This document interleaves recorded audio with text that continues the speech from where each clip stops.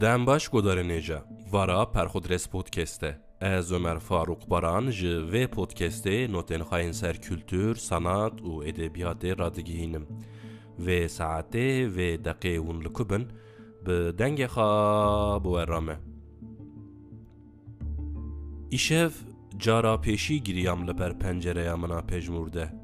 Kanî mal û eyal, kanî niza rûzê ka min çi fehm kir ji meyxane û kerxaneya vê heyatê.